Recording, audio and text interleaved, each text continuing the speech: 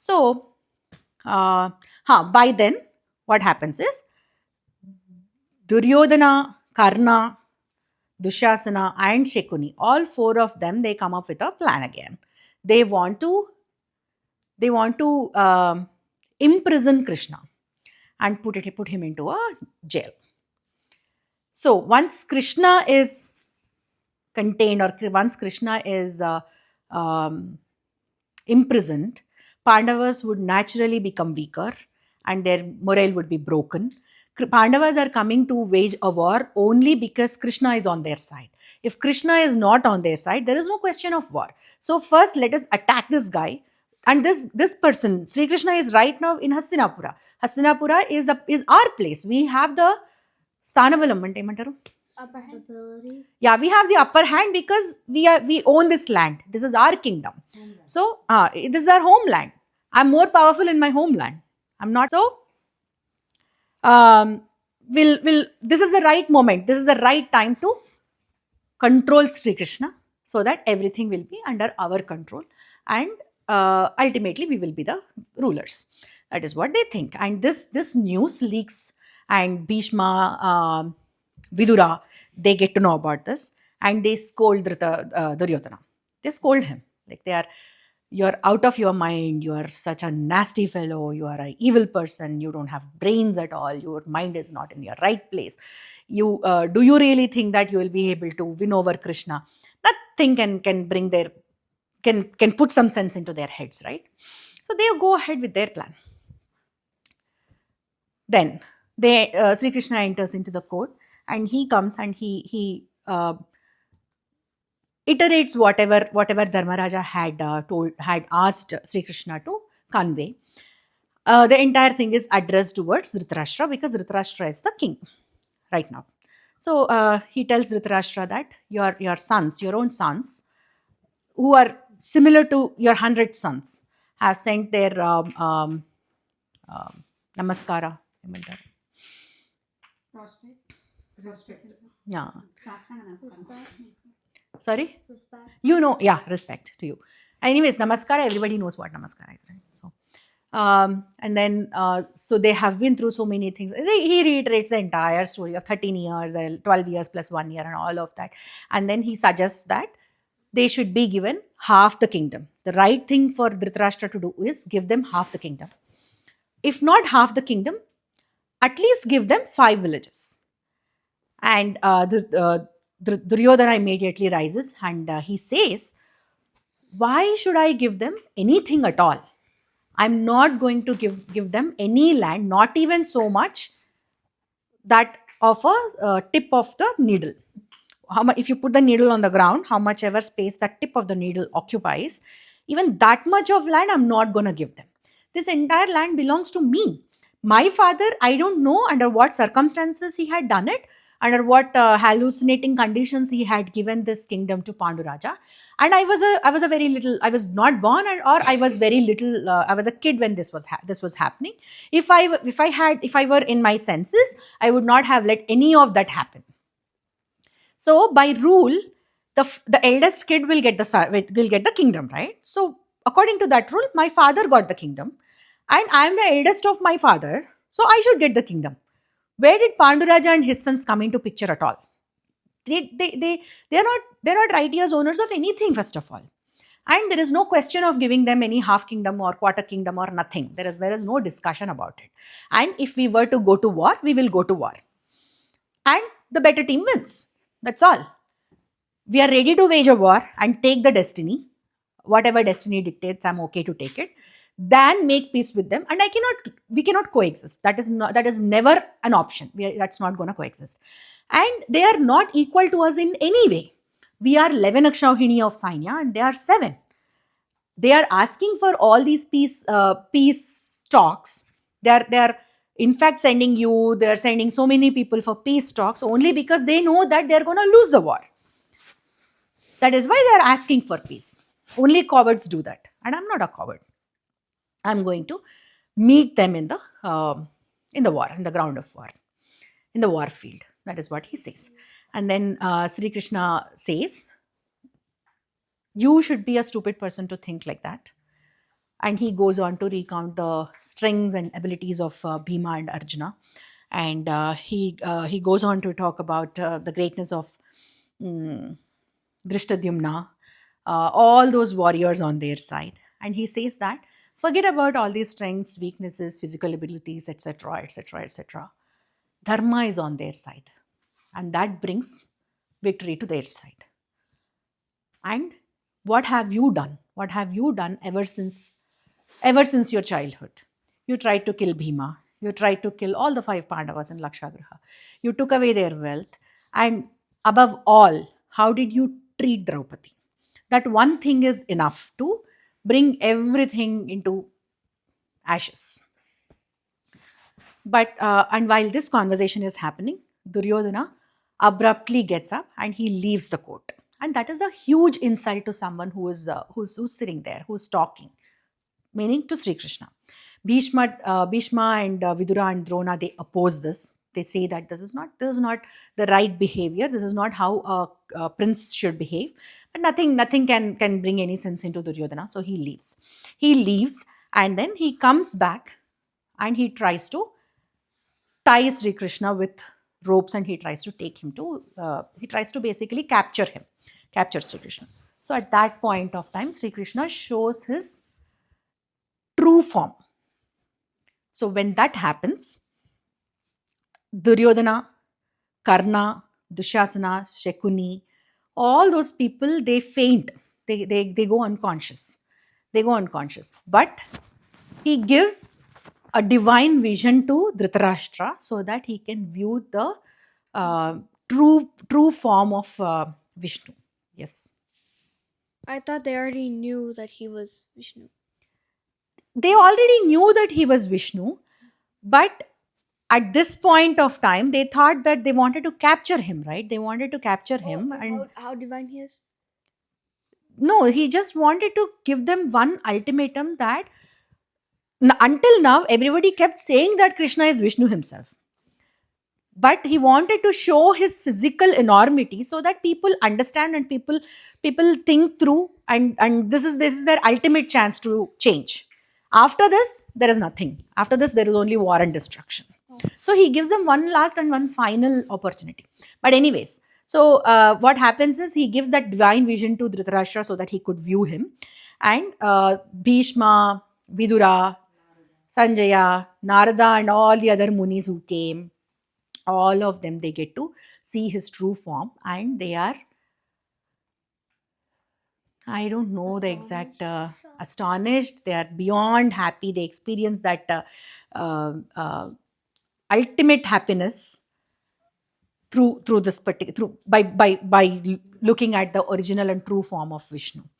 That happens. And any questions? If you are listening to me, you should have one question. Hanshi, What does a true form actually look like? I will tell you. Yes. For the true form thing, I heard that when you see God's true form, since it's so divine, it can be harmful. It's not harmful, but you won't be able to take that power. It's very powerful. It is not harmful. No, as in harmful. Only it's very strong. It's very strong. It's very powerful. Powerful is the right word. Harmful is not the right word. So yes, Mike this. I can kind of relate to what Hasani said, because when you told us how Dhritarashtra and Panduraju were born, they said that Correct. Ambika and Ambalika yeah. were not able to take that power of Vyasa Bhagavan, right? That's what you are saying. Correct.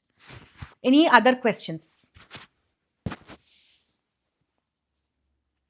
I said Duryodhana, Dushasana, all those people, they fell unconscious and they didn't get an opportunity to see the form of Vishnu, to view the greatness of the Viswaroopa Mantar. So let's call it Viswaroopa. Yes. Is it because... Give it to her. Is it because since Krishna or like Vishnu, basically because he's so powerful and he's so full of dharma, and since Karna, Shakuni, Duryodhana, Dushasana couldn't were like evil or like adharmic. That is correct. Is that why they That is weren't why they able were not to able to see? see. That is why Sri Krishna did not give them an opportunity to see him. But he gave another person an opportunity to see him. Is Dhritarashtra a good person? Is this why? Then why did Sri Krishna give an opportunity? Give it. Kritvik. Isn't Dhritarashtra like blind? So wouldn't he be able to see him? Dhritarashtra is blind, so he could just leave him like that. Why should he give him a divine vision and enable Dhritarashtra to see him in his true form? Because Dhritarashtra is also an evil person according to the entire story up until now, right? Yeah. Yeah. Then and for all the bad people, Sri Krishna did not let them see. Why did he choose Dhritarashtra? I think it's because he has some sense in him. How did he prove that he had some sense in him? He kept stopping Duryodhana from doing really bad stuff. No, he did not. He did He not warned- stop he Duryodhana warned him. when he was behaving outrageously with. He this lady. warned him though. He warned him, but no.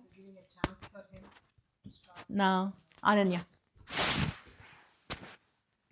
Because when Krishna requested peace, Duryodhana spoke for Dhritarashtra, and Dhritarashtra didn't get to make the decision. Sorry. So when Krishna asked for peace one last time, Duryodhana spoke for Dhritarashtra, and Dhritarashtra didn't get a chance to make a decision. Then it is bad, right? He is the king and he should have that power. He should take the power back. Yeah, last. Well, he surrounds himself by dharmic people, so maybe if he has a message, he can convince them. Maybe. I want to say. He want to convince them. If he see Viswaroopa, No. he can So stop okay, war. you are right. I will put it in the right words. So the logic behind Sri Krishna giving Dhritarashtra divine vision and enabling him to see his Vishwarupam is because Dhritarashtra, it is for evil people, it is very difficult to listen to all those dharmic rules and everything. It's for someone who is used to bribery, who is used to taking bribes, it is difficult for that person to keep listening to the right behaviors and instructions and everything. It troubles, it pinches. Dhritarashtra always surrounds himself with Vidura and Sanjaya and Vyasa Bhagavan. He keeps calling people and listening, and he listens to a lot of dharma. His only weakness is his son. If he could overcome that weakness, Dhritarashtra is not a bad person. Dhritarashtra wants to follow dharma. As much as he wants to follow dharma, he cannot follow dharma because he is so much in love with his son. So, Sri Krishna gives an opportunity for Dhritarashtra to view his true form so that he can at least from this point of time change his ways. Point number one. Second thing is he has been surrounding himself with people like Vidura, Sanjaya and everyone. And Vidura and Sanjaya, they're very harsh. One second. They're very harsh in the sense they don't sugarcoat anything. They tell him in white and black. There are so many instances where Sanjaya told Dhritarashtra that you are a very spineless person. You are a horrible person. You are good for nothing. They tell him in a very, very straightforward manner. Dhritarashtra is the king. He could have got them imprisoned and he could have got them, he could have given them a very harsh punishment for talking like this to him. But he never did that. And all these people talk like this in privacy. They don't talk to Dhritarashtra like this when he is sitting in a court, right? They don't do that. They also have that kind of, they know that kind of boundaries. They respect the king.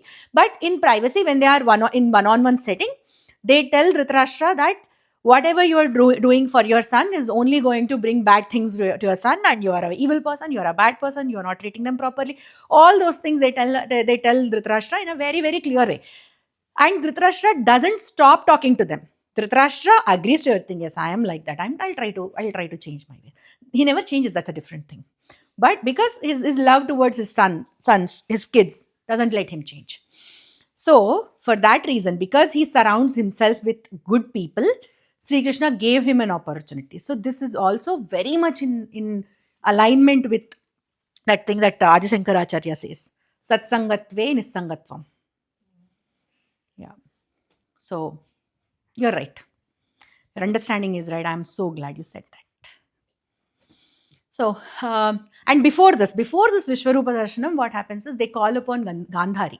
They call Gandhari, and because these people have just left the court, right? All those Duryodhana and all those people. So they think that Gandhari is the only person who can bring about some balance into this entire situation. They call upon Gandhari. Gandhari says, Gandhari questions Dhritarashtra.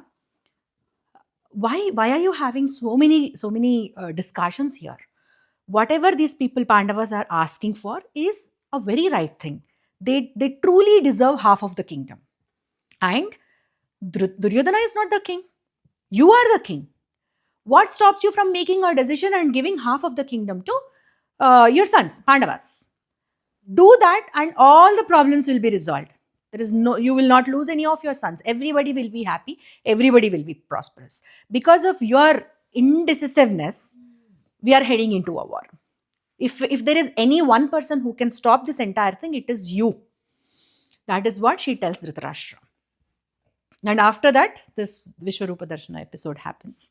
And Narada. Was able to see Viswaroopa? I think she is also able to see. She is also there in the same scene. She also gets to see. Isn't she like blindfold herself? See, for a completely blind person, Sri Krishna was able to give vision. How long does it take for Gandhari to remove her blindfold?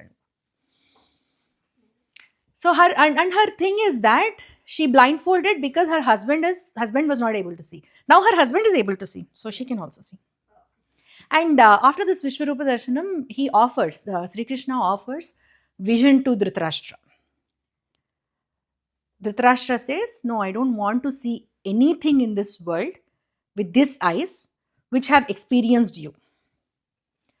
For his entire lifetime, Dhritarashtra's only experience with respect to his eyes and vision is looking at Vishnu in his true form. So in his true form, how does Vishnu look like is, at least what we have been shown in pictures and the way it has imprinted in our brains is, he has multiple hands, right? He has six arms, I think. He holds Sudarshan Chakra in one of his arms, Shankam in one of his arms, and so many other weapons. Yeah, axe kuda untunda. Parasuram axe untundi. Kodandam untundi. The Kodandam is the no, Kodandam is not mace. Kodandam is. I'm not saying Kodandam is mace. He has a mace though in his hand. I think, yeah, like this he holds downwards, kada. Yes. Is another reason Duryodhana didn't want to see, have that vision, is because he didn't want to see all the bloodshed that would soon to happen. Not Duryodhana, Dhritarashtra. No, that's not the reason. He doesn't want to see anything in the world with the eyes that he has seen Vishnu with.